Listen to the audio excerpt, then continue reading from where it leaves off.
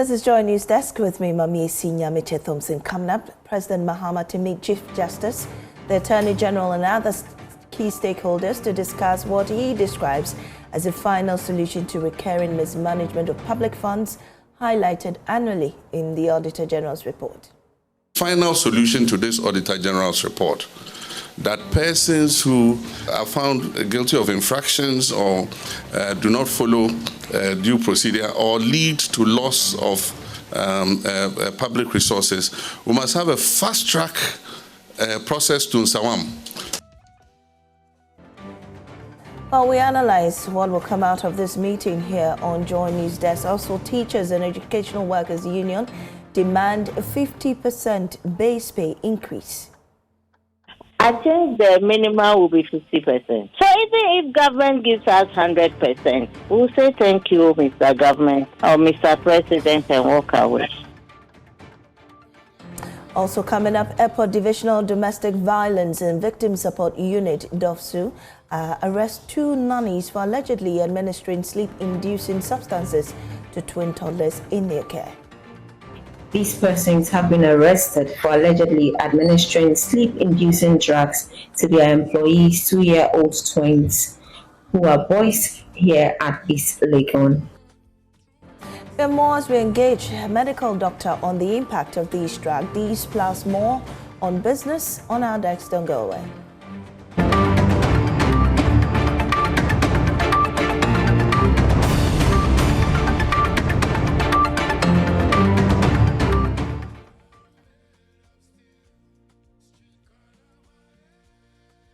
Now, President John Mahama will later today meet Chief Justice, the Attorney-General and other key stakeholders to discuss what he describes as a final solution to the recurring mismanagement of public funds every year in the Auditor-General's report.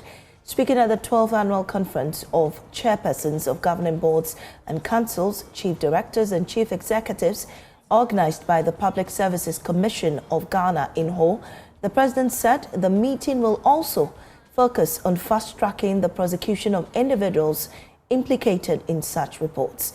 Presidential Affairs Correspondent Maxwell Gbagba reports. Year after year, the Auditor-General's reports reveal widespread financial irregularities across public institutions, a recurring issue that continues to drain the nation's resources. President John Mahama says enough is enough. He's scheduled to meet with the Chief Justice, the Attorney General, and other key stakeholders on Thursday to find what he calls a final solution to the persistent mismanagement of public funds. Recently, I've been watching the Public Accounts Committee, and it's so pathetic. You know, why must we every year congregate at the Public Accounts Committee, and then you hear all kinds of atrocious, things. I mean, recklessness with public funds and resources. And so I have a meeting on Thursday with the Chief Justice, the Attorney General, and others to find a final solution to this Auditor-General's report, that persons who are found guilty of infractions or do not follow due procedure or lead to loss of public resources, we must have a fast-track process to Nsawam.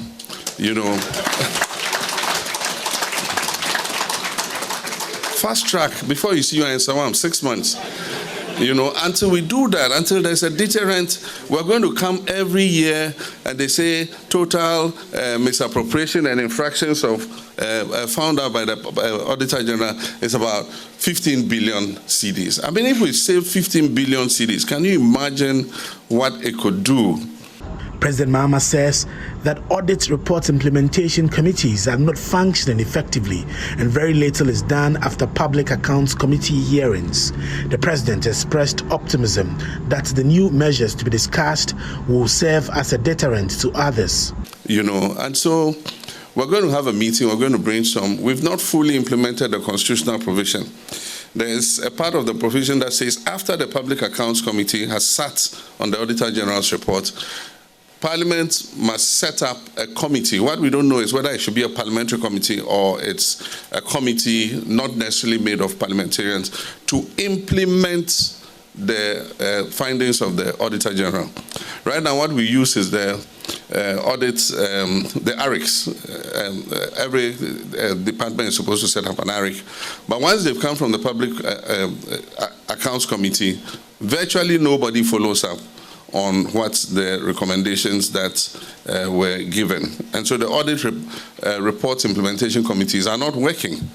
And so we must find a way where we are able to create a deterrent until people know that you can be held responsible for these things that you do. They'll continue to do the same thing.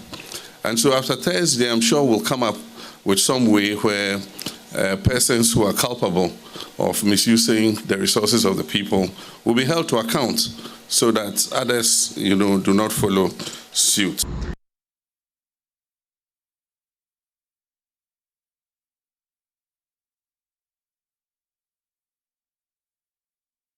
Justice Abdullah, he's a lawyer, and also Edem Senanu, Africa Union Advisory Board on Corruption. Welcome, gentlemen, to our desk. Let me start with you, Justice Abdullah.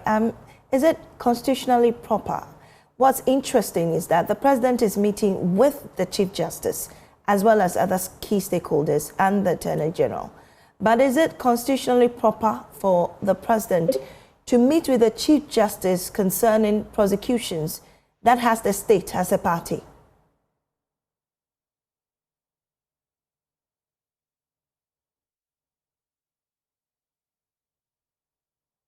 Kindly unmute and speak to us.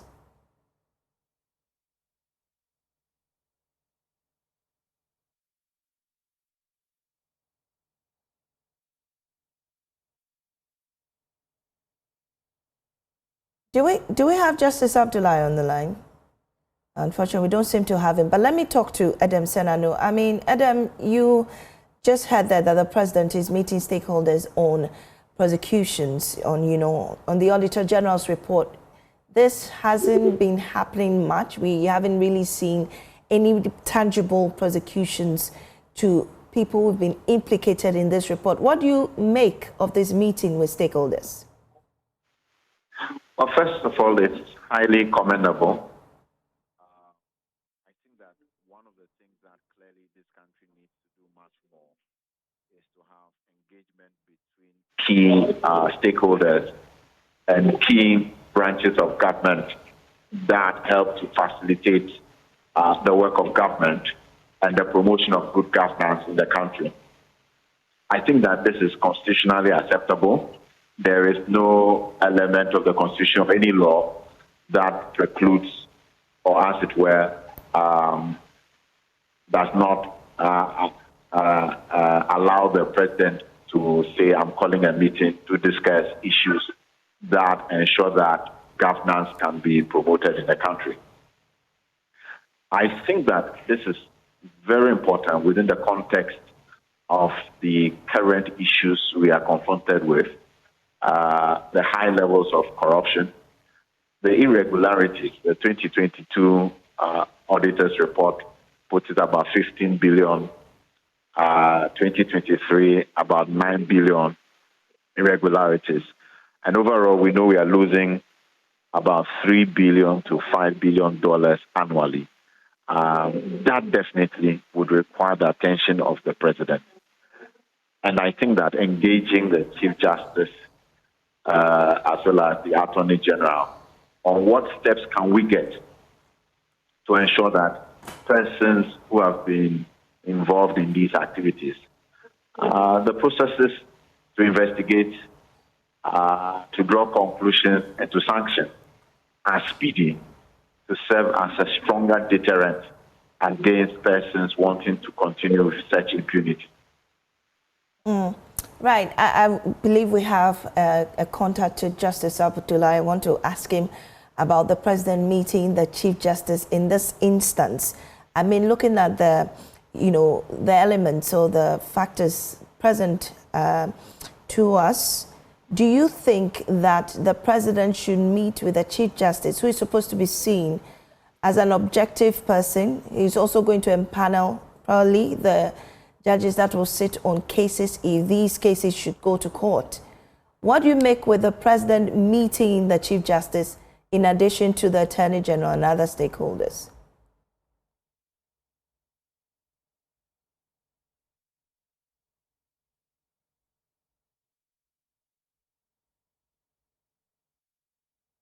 Justice, can you hear me?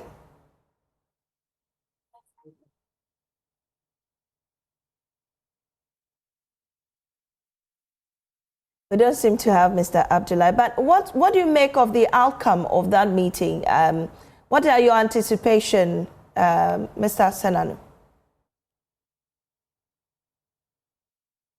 Keenly interested in anti-corruption act for Ghana.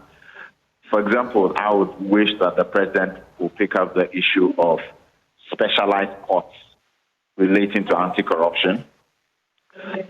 Said that you have courts where the judges have been trained, have capacity to sit day after day on corruption cases and don't have to defer it for 4 weeks.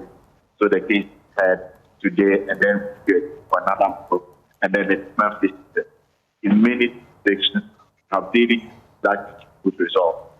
Again, look forward to President at some like a month line discuss around how target growth within set it at concrete and first sanctions if necessary, so that we are still very serious about anti-issues.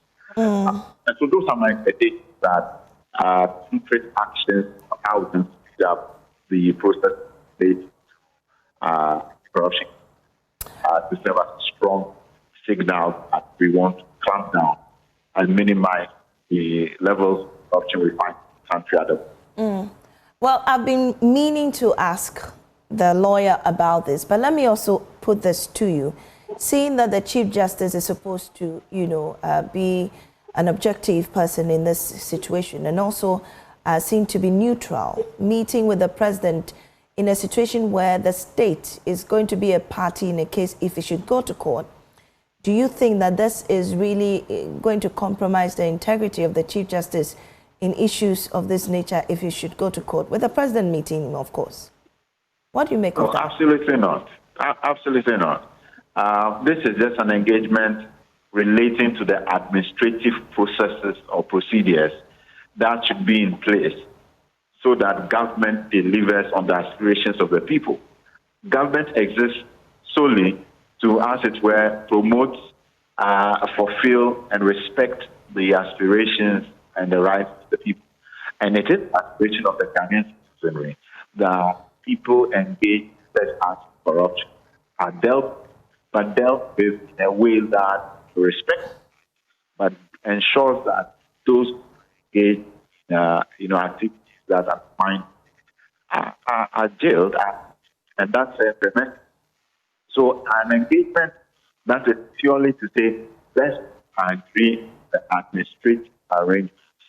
But that really, I think if the president should meet anyone, should be the Attorney-General, who is really the one going to prosecute the case and know how to go about it. What's the business with meeting the Chief Justice? I don't know which constitutional element makes you think that the president cannot meet the CJ. I mean, the CJ could choose to meet the president and the Speaker of Parliament. A Speaker could choose to meet to the extent that there is issue of most best decision. There is no law that for that. And this issue is now certain to happen.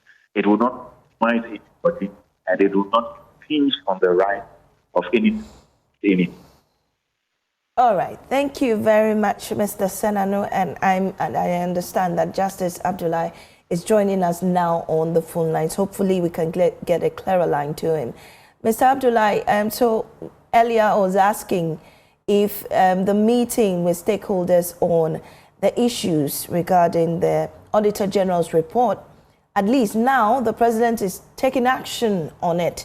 But what some people are questioning is his meeting with the Chief Justice, who is supposed to be seen as neutral. Meeting the Chief Justice in a situation like this, is it constitutionally proper in these circumstances? Well, I can understand the genuine concerns people could be raising because, as I've consistently stated, that the CJ and indeed the judiciary is supposed to be our last resort in case everything or anything else goes wrong. And so usually you wouldn't want to see the CJ being or the judiciary being in bed with the executive, because that could be the most dangerous thing to ever happen to any country. And considering our systems, it is the last thing you would expect to see. So yes, those concerns are genuine, and they are good for us to raise at this point, except that I would want to look at it positively on this angle, that we have had within this Fourth Republic several reports from the Public Accounts Committee, in fact, from the Auditor-General to the Public Accounts Committee, of a lot of wrongs with our public expenditures, and virtually nothing has been done about it. I remember setting up the OSP. One of the cardinal argument that was made was that so that it could take up the report either from Parliament or from the Auditor-General directly to prosecute, because really over the years nothing has been done about it, and no amount of anger expressed by the Public Accounts Committee has resulted in the recovery of the money that we lose, or has even succeeded in stopping or minimizing the amount of loot that we witness on yearly basis whenever the reports are put in the public domain.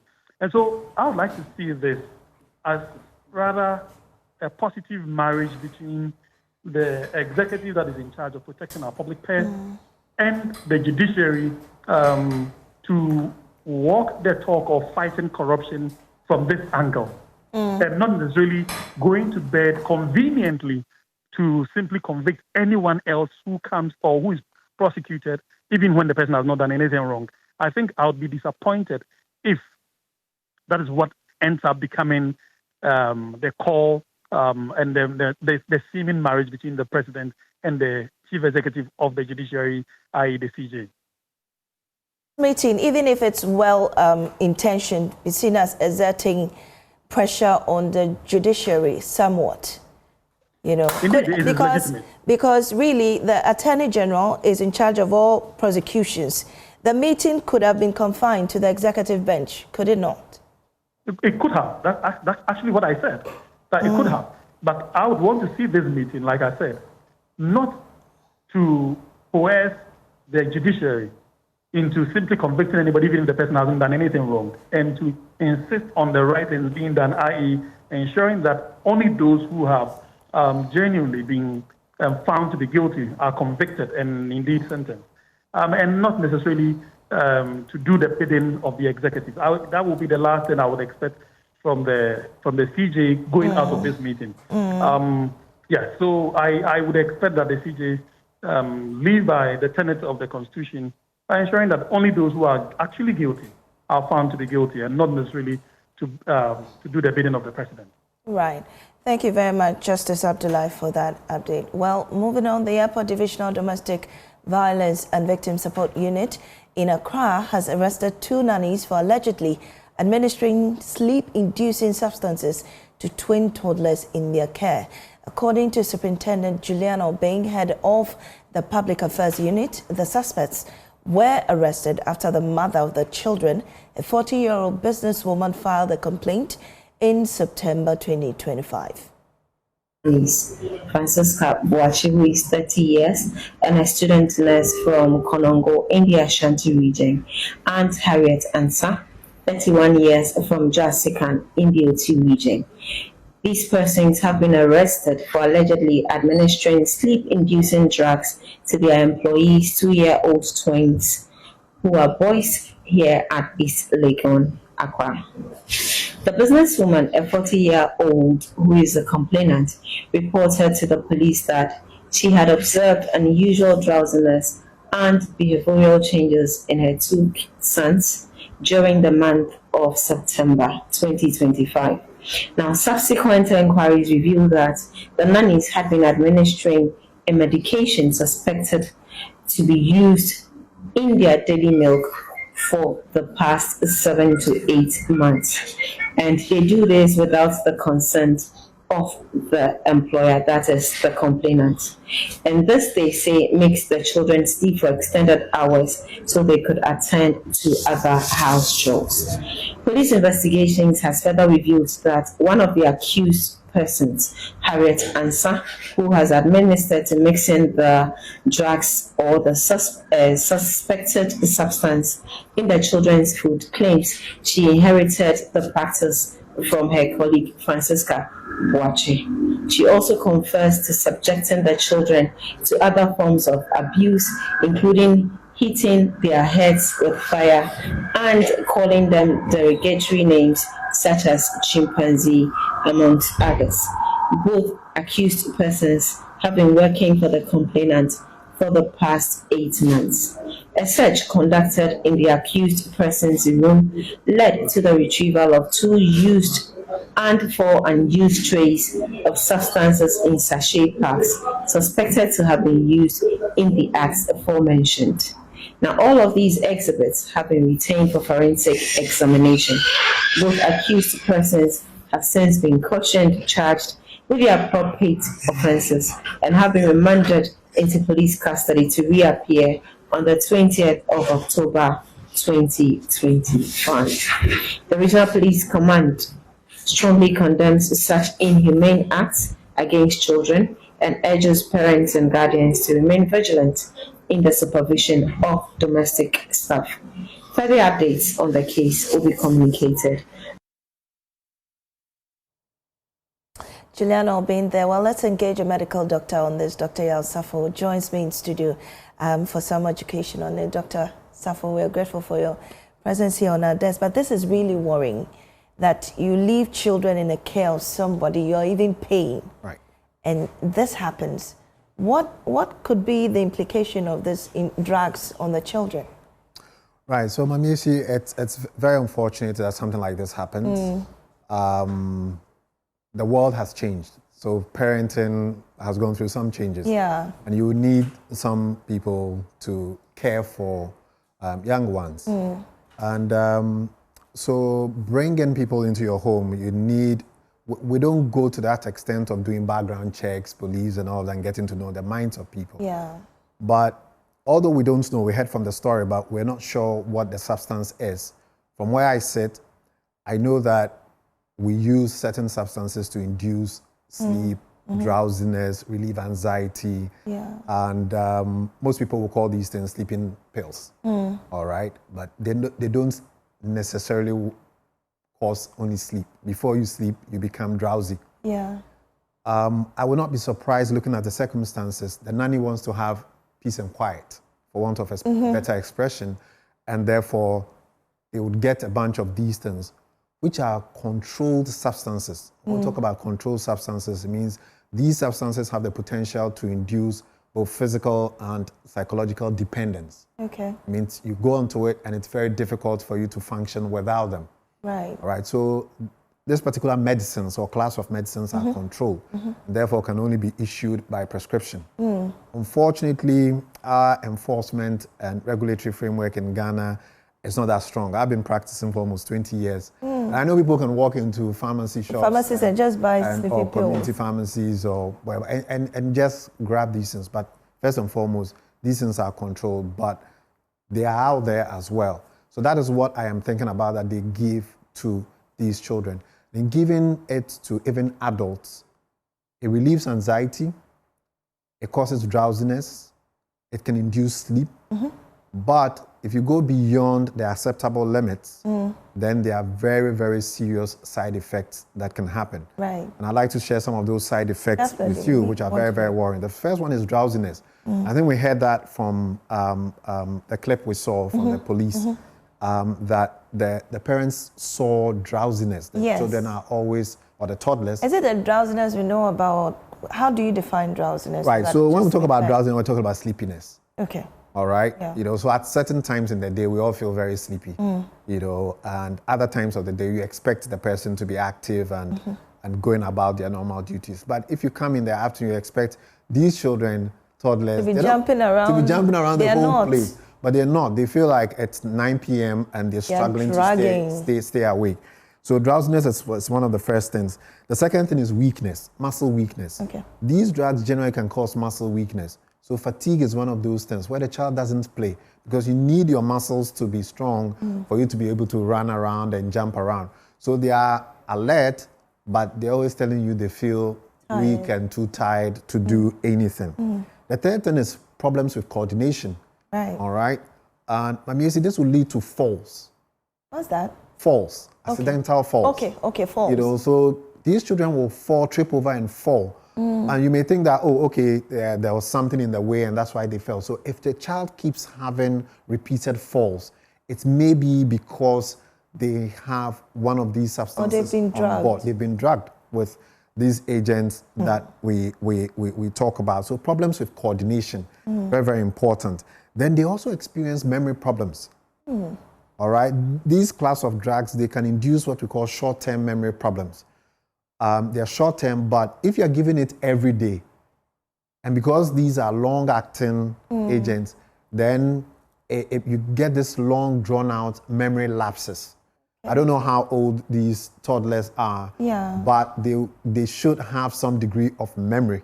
And if you're a parent and you think that your child is experiencing memory lapses, then it may be also as a sign. This is serious. And then lastly, they may have withdrawal symptoms.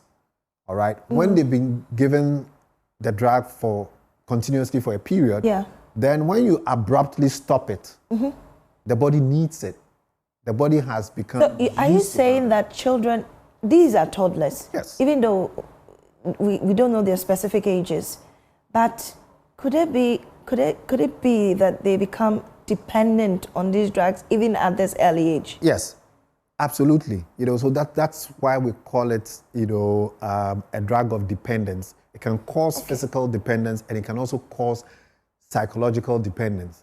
When you say psychological dependence, what does that mean? Yeah, so physical dependence means that you experience physical symptoms if you don't have it. Okay. Nausea, vomiting, diarrhea, because you don't have it. When you take it in, then all those things stop. It's just like alcohol when people withdraw. Then psychological dependence, physically there's nothing wrong with you, but your mind is craving for it. You have this craving for it. You do anything. You sell something that you have just to be able to go and get it. So it's playing with your mind and it's telling you, I need it. But the physical dependence is what is really terrible. Nausea, vomiting, diarrhea, can happen if you stop it abruptly. So the parents will see this and say, let me stop giving a child that. And then all these terrible physical symptoms would ensue. And then you would wonder, what's going on? I stopped and this is what's happening. And that's what dependence is all about. So how then will a parent, how is this resolved? Is there a way to get the children off it? If they become dependent on these drugs? First and foremost, as a parent, you must have eyes at the back of your head, sides of your head, and in front. How do you literally, Wow. We shouldn't take certain things for granted anymore. The world has changed. Yes. Before you bring nannies Anyone. or carers into your home, please do a background check, possibly a police background check. Okay. All right. You must have certain things at home. Have CCTV cameras at home. You are not there, but you must have eyes. These days, you can have these things on your phone. Yes. So as parents, we all have to take active steps to prevent it from happening. Make sure you don't keep medicines, at home. If you have to keep medicines at home under lock and key, when you come back home also, be smart. Check certain things. You have a nanny, go into their room. Because when the police did a search, I think they found the drugs. Yes, remnants of them, it. and some that haven't even been used. As a parent, you have to be a detective. So that's how it starts. But when for these children, we don't know how long they've been on it. The duration will tell us about the onset of dependence. I suspect they've been on it for some time because it was the symptoms that actually alerted their mother. I know they're doing it because the nannies want them to sleep. So that But could it be fatal? Are there instances that these drugs administered could be fatal? Absolutely, depending on the dose. The dose makes the difference, all right? So it can cause respiratory depression, meaning the rate at which you breathe may drop.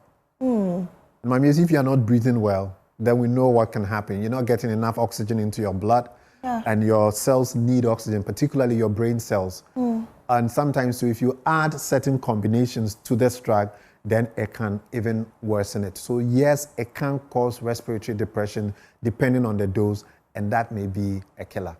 This is serious, Doc.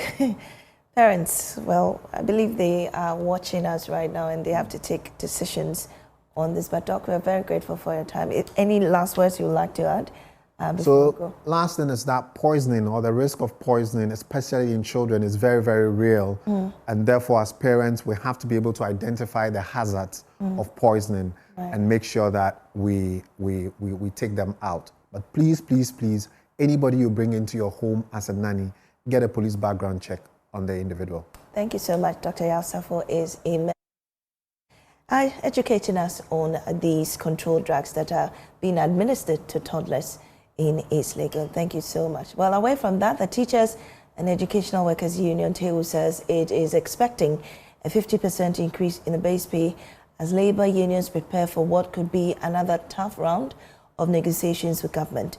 TEU argues that the rising cost of living, driven by fuel price hikes, looming increases in transport fares, and higher utility tariffs, has eroded their earnings. Salamatu Mahama Brahma is national chairperson of TEU. We are selling our labor, and as you know, things change, and each time things change, it means that our working conditions must change as well. So we are going into this negotiation with the mindset that there will be improvement in the base pay. You talked about improvement in the base pay. How much really are you expecting? I think the minimum will be 50%. So even if government gives us 100%, we'll say thank you, Mr. Government or Mr. President, and walk away.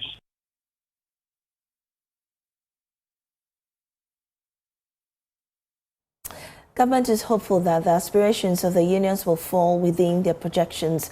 Employment and Labour Relations Minister Dr. Rashid Pelpo says government will drive a hard bargain if the demands of the unions are beyond their budget. The negotiation process is on. We have a technical committee. They are part of it. The tripartite committee is part of the technical committee. You give the issue to them, go and deliberate on it, use an agreeable method to calculate the increase in percentage, bring the report, then the tripartite all meet, discuss it. If they think that it is something that is acceptable, we accept it. Despite that, the Minister of Finance will also look into his accounts, the total economy, and make a proposal. If there's a coincidence, thank God. If there's no coincidence, we negotiate. So I don't think that it's going to be a question like we won't agree, because we are going to use very scientific methods in calculating the need for an increase. But you agree there's a need for an increase? Yeah. The need for an increase always occurs because of the ups and downs of the economy. Now, the question is how much increase? Some of the issues we look at are what he talked about, the inflation. If there's an inflation and prices are higher, you don't expect the workers to remain down there. You expect to brief them to help them to get to the point when they can purchase. If prices of rents are rising, you have to make sure you support in such a way as they are able to meet. So all of that are taken into consideration in the calculations of the... Inflation is at its lowest in a long time. Yeah. I mean, CD has stabilized somewhat. It sort of depreciated small, but it's stabilized now at 12.5 thereabout. You're saying that is looking good for you, to good bargaining chip in a conversation with them. I think that one of the things that you have to look at is the ability of government to manage well. If you don't manage well, you pay for it. Meanwhile, civil society organizations in northern Ghana are sounding the alarm over the severe shortage of teachers in rural areas. They say the current teacher recruitment and deployment strategy has failed to address the disparities in teacher distribution, with 68% of vacancies remaining in rural areas. More in this report by Martina Bugre. The press engagement was convened by the Complementary Basic Education Alliance Northern Network for Education Development and supported by School for Life. The project manager of School for Life, Zulgadeen Amadou, said the current decentralization of teacher recruitment and deployment is associated with bureaucratic red tapeism and delays. Whilst existing teacher recruitment and deployment strategy and related policies are well intended, the outcomes have been undesirable. We know the following. The strategy and related policies have not been able to address the equity concerns, as around 68% of vacancies in this study remain in rural areas. Secondly, the quality of basic education was found to be low, as 4 out of 6 districts had over 70% of students who took the BECE in 2020 obtaining above grade 30. Point number 3, the centralized recruitment and deployment of teachers was found in the study to be ineffective, as some teachers posted to schools and districts managed to secure reposting to their preferred places. Current centralization of teacher recruitment and deployment is associated with bureaucratic and red tapeism and delays. This does not make room for local teacher demands due to force majeure. He commended the decentralized teacher recruitment and deployment system, which he said means once the Ministry of Finance and Economic Planning gives financial clearance for the recruitment of teachers, the recruitment and posting of teachers would be done at the district education offices. That a centralized teachers recruitment and deployment system is recommended. This means that once the Ministry of Finance gives financial clearance for the recruitment of teachers, the recruitment and posting of teachers should be done at the district education offices. At that local level, they have the local knowledge and then experience about the terrain. And then they can therefore better deploy or place teachers to where their services are more needed. Secondly, the equitable deployment of teachers requires timely, accurate, and reliable data. It is therefore recommended to the Ministry of Education and the GES to invest a modicum of its resources in equipping their plan and monitoring data and collection and the research-related issues. In other stories, the Ministry of Food and Agriculture, through its Feed Ghana project, is urging public institutions, including schools and correctional facilities, to grow what they eat. The delegation from the project has been touring institutions in the Western region to assess their progress and challenges in institutional farming as government pushes to make the country more food secure. In Natalia Kwanzaa reports. The Ministry of Food and Agriculture is on the field checking how far some institutions have gone with their farming activities. The visit forms part of the Feed Ghana project, which is pushing government institutions to grow what they consume to cut down on the billions of dollars spent each year importing food. The food import bill of the government is very huge. Every year, government spends about $3 billion to import food into the country, just to supplement our local production. And this is not good at all. A country like Ghana, we are an agrarian country, and we can produce a lot to feed ourselves. God has given us this environment which supports agriculture.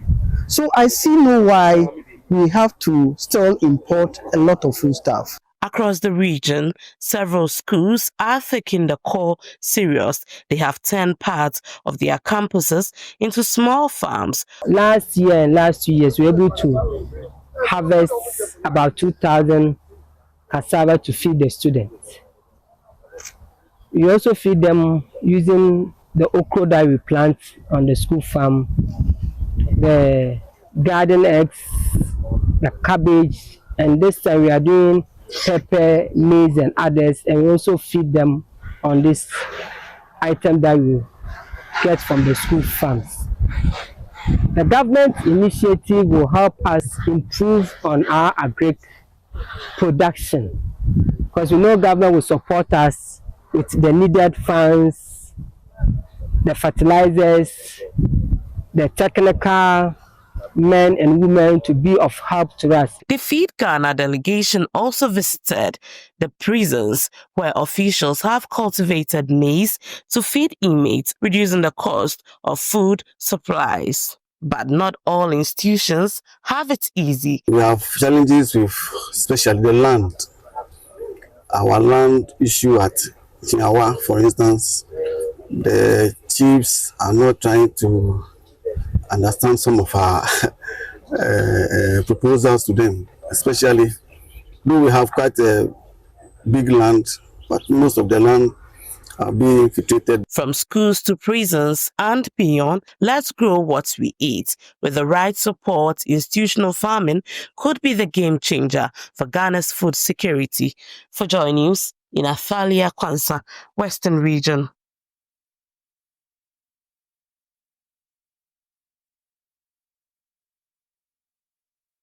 Well, the thought of owning a home often scares prospective homeowners due to cost, mortgage payment and maintenance. But major sponsor of the Ecobank Journeys Habitat Fair, Ecobank Ghana PLC, has assured special arrangements would be made for all prospective homeowners who visit their stand at the Accra International Conference Centre from the 23rd to the 26th of October 2025. At Ecobank, we do this because we believe that home ownership should not just be a dream. Everybody must own a home, and there are very simple ways to do that. And at this fair, we've always been talking about, we have our mortgage products, but our diaspora mortgage is what we are actually encouraging Ghanaians living abroad, professionals, that this is a product that is specially designed for you, 10 years of repayment. So you can really own a home back home without all the drama. So come meet with us, let's talk at Ecobank and help you get a home wherever you are. This is Joy News Desk. We'll take a break. We'll be back with business.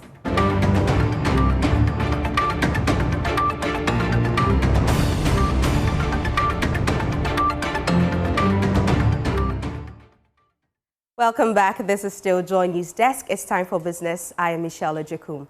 Now, despite driving nearly 7% of Ghana's GDP and carrying 90% of global trade, the ocean remains one of the most dangerous workplaces on earth. With safety risk mounting, Ocean Centers Ghana is bringing together government, industry and coastal stakeholders to chart a safer, more sustainable course for the blue economy. Team lead Nana Kwabena Boakye-Boampong disclosed this to Joy Business in Tema. Under the auspices of the United Nations Global Compact and the Lloyd's Register Foundation, Ocean Centers Ghana is bringing government, industry and communities together to address safety and sustainability challenges across shipping and port operations. By investing in training, renewable energy at ports, and green shipping innovation, the center says Ghana can strengthen its role as a West African maritime hub while advancing the UN Sustainable Development Goals and delivering inclusive blue growth. Nana Kwabena Boakye-Boampong is the team lead at the Ocean Centers Ghana. Ghana has consistently stayed on IMO's white list for decades. The new transition requires seafarers, crew. Ghana and Africa, for that matter, we have a youthful population who are largely unemployed and who can take this opportunity when it comes to these changes. Ghana can position itself to become a seafarer supply nation, and that in turn would do a lot of good. If you look at the Philippines example, seafarers in Philippines, which constitute about 15% of the global numbers, is remitting $6 billion home on an annual basis. Executive Director of the UN Global Compact Ghana, Tolu Kweku Lacroix, says their agenda aligns strongly with the Sustainable Development Goal 8 on decent work and economic growth, Goal 10 on reducing inequalities, Goal 14 on life below water, and Goal 13 on climate action. As you may be aware, historically, seafarers and those in the coastal areas, the fisher folk, have been suffering from low wages for a long time. So we're talking about building sustainability, and you're talking about the SDGs, decent work and economic growth, SDG 8, reducing inequalities. These are direct benefits of initiatives like this. We're talking about maritime ocean itself, life underwater, that's SDG 14. As you know, the fishermen depend on the fish for livelihood, but also for us as an economy. Meanwhile, Chief Executive Officer of the Ghana Shippers Authority, Professor Ransford Jampo, says for Ghana, safety and sustainability are inseparable. Alternative fuels such as LNG, methanol, and ammonia will bring their own new hazards. Larger vessels will demand stronger safety systems. Cyber risks will threaten digitalized port operations. And for shippers, safety failures would mean not only environmental damage, but also lost cargo, higher insurance costs, and some reputational harm. The Ocean Centers Ghana remains committed to aligning local maritime solutions to global standards, ensuring that safety, innovation, and sustainability drive long-term growth in the blue economy.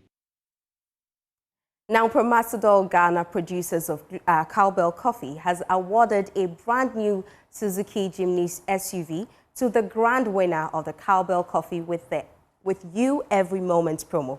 The promo, which ran for 2 months, rewarded hundreds of consumers from across the country with mouth-watering prizes, emphasizing Promasidol's brand promise. Here is more.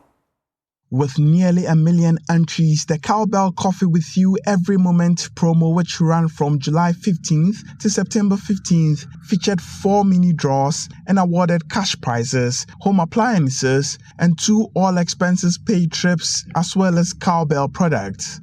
Michael Hagan, marketing manager at Promasidol Ghana Limited, producers of Cowbell Coffee, stated that the promotion was designed to reward loyal customers and empower consumers. For us as Promasidol Ghana Limited, particularly the Cowbell Coffee brand, we're extremely elated. Before this promo started, we set out to reach our consumers who have made us the #1 coffee brand in Ghana with over 80% market share. So to stand here today and see our core target or one of our core consumers win the grand prize, it's something that's extremely elated about this. Emphasizing Cowbell Coffee's market dominance in the coffee beverage category, Mr. Hagan highlighted Promasidol Ghana's brand promise of delivering quality beverages across all markets with exceptional customer experience. Promasidol as a company believes in the consumer. We place the consumer at the center of every single thing that we do. So the consumer has brought us this far. The consumer has made the business what it is today. We'll continuously invest in the consumer and then reward them as and when the opportunity arises. And also considering the fact that we are celebrating Customer Service Week, this ties in, it goes hand in hand just for us to say once again thank you to the consumer for every single thing that they've done for us. The grand prize winner, Aaron Betiel, received a brand new Suzuki Jimny SUV. Speaking to the media, he expressed his excitement and gratitude to Promasidol Ghana. That was last 2 months ago. So I saw the promo on TV. So I snapped the code and I go through the process, and they said you have to buy 10 pieces to qualify you for a draw. So I bought 20. So that's 2 draws, and I did it. So from then, I was just waiting for a call. Maybe something can happen. So it was last week Friday that I got a call that I've won a car. So from then, I was very excited. Yeah. What I'll tell Cowbell is that God bless the company. May the company continue to grow in Jesus' name. The Cowbell Coffee with Every Moment promo was supervised by the NLA Caritas platform, ensuring fairness. Promasidol Ghana says Cowbell Coffee will continue to keep energizing Ghanaians all day long with its rich, creamy blend of Cowbell coffee for a perfect daily boost. Away from that, the Bank of Ghana is making major changes to how it supplies dollars to the market as part of the efforts to stabilize the cedi. In a bold move, the central bank will now auction $300 million every week, a shift aimed at boosting foreign exchange availability and easing pressure on the local currency. The Bank of Ghana has also moved away from selling dollars every other week to more of spot or daily, and has also moved to provide the amount immediately to the commercial banks that would participate in the activity. The central bank, by this initiative, would no longer be managing foreign exchange allocations for bank customers. The regulator believes this new approach will provide more certainty to the commercial banks in terms of dollar supply. Well, for those that are worried about this initiative depleting the country's reserves, the assurance is that it will not happen, because it looks like the central bank will be using the windfall made from the sale of gold purchase through its domestic program to feed the market, a move that will protect the country's reserves. Persons close to the Bank of Ghana have told Joy Business that they will still go ahead with its reserve accumulation program. It believes that all these initiatives could improve dollar supply on the market, which may go a long way to firmly stabilize the Ghana cedi. The local currency's rate of depreciation against the dollar over the past 2 weeks has slowed significantly, but we are not sure for now whether the cedi is back on that path to stability as witnessed earlier this year. And that's all for business right here. I'm Michelle Ejekum. For more business news, please log on to myjohnline.com. Mamisi. And Michelle, I was excited about the winner who won the car. What's interesting is he's praying for the company to, grow. Well, that's it from us here on Joy News Desk. We'll come again tomorrow.